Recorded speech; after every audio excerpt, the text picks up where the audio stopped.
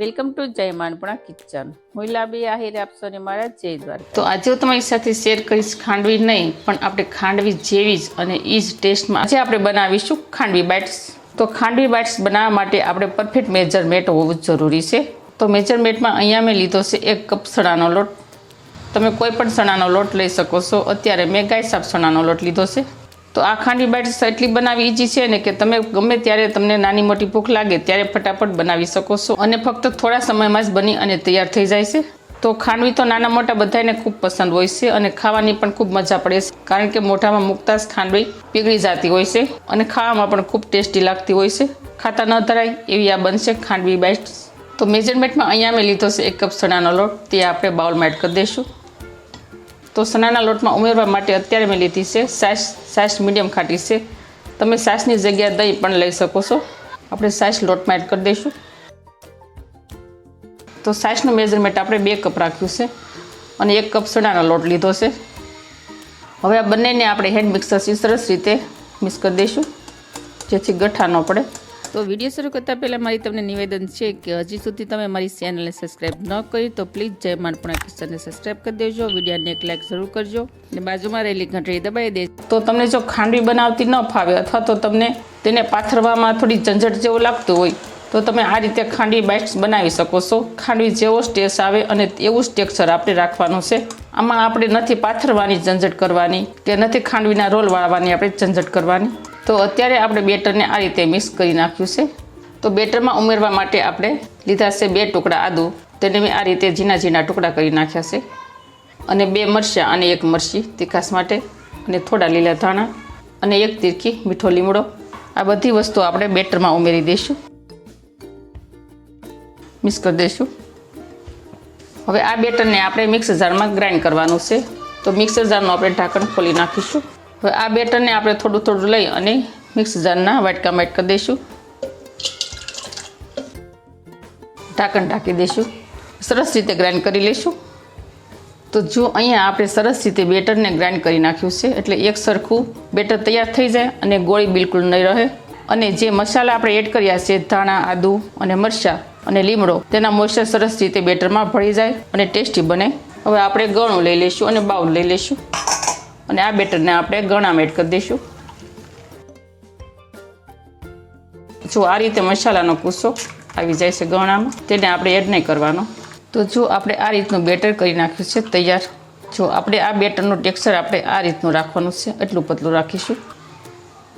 તો હવે આપણે આગળની પ્રોસેસ કરીશું. તો તેના માટે જઈશું ગેસ તરફ. ગેસ ઓન કરી અને આપણે ગેસ ઉપર પેન રાખી દઈશું અને જે બેટર આપણે તૈયાર કર્યું હતું તે એડ કરી દઈશું આપણે પેનમાં. હવે આપણે ગેસની ફ્લેમ મીડિયમ રાખી અને કન્ટિન્યુ ચમચો ફેરવતા રહીશું. અત્યારે આપણે આ બેટરની અંદર કંઈ જ નથી એડ કરવાનું. આમાં જે એડ કરવાનું છે અને તે ક્યારે એડ કરવાનું છે તે હું તમને આગળ બતાવીશ.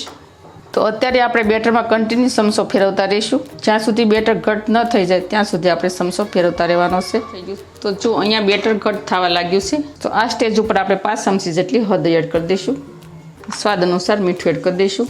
મીઠું આપણે પહેલાં નહીં એડ કરવાનું. આ રીતનું ઘટ થઈ જાય ને બેટર ત્યારે જ એડ કરવાનું, તેનું ખાસ ધ્યાન રાખવાનું. સરસ રીતે મિક્સ કરી દઈશું.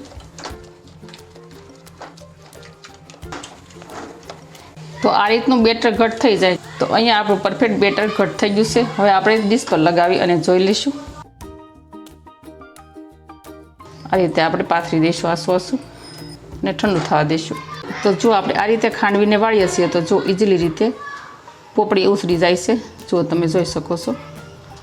તો અહીંયા બેટર પરફેક્ટ તૈયાર છે. હવે આ સ્ટેજ ઉપર આપણે ગેસની ફ્લેમ બંધ કરી દઈશું. તો બેટર અહીંયા તૈયાર થઈ ગયું છે. તો હવે આપણે ડીશમાં તેલ ગ્રીસ કરી લેવાનું. તેલ ગ્રીસ કર્યા બાદ જ આપણે બેટરને ડીશમાં એડ કરવાનું. એ રીતે આપણે ડીશમાં એડ કરી દઈશું.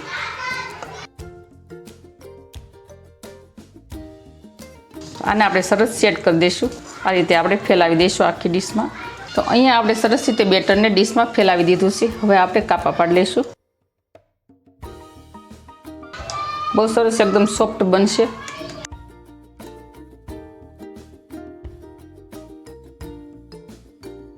તો જુઓ શેની એકદમ ઇઝી બનાવવી. આમાં આપણે નથી પાથરવાની ઝંઝટ કરવાની કે નથી આપણે ખાંડવીના રોલ વાળવાની ઝંઝટ કરવાની.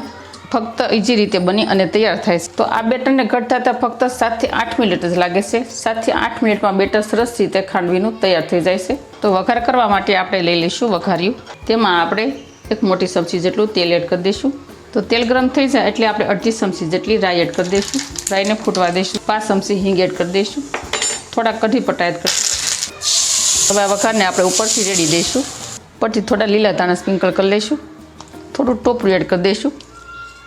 તો હવે બેટર સરસ ઠંડુ થઈ ગયું છે અને સેટ પણ સરસ થઈ ગયું છે. હવે આપણે ખાંડવીના બાઇટ્સ કાઢી લઈશું. તો જો આમાં આપણે નથી ખાંડવીને પાથરવાની ઝંઝટ કરવાની કે નથી આપણે ઢોલ વાળવાની ઝંઝટ કરવાની. બહુ સરસ સોફ્ટ બની અને તૈયાર થાય છે.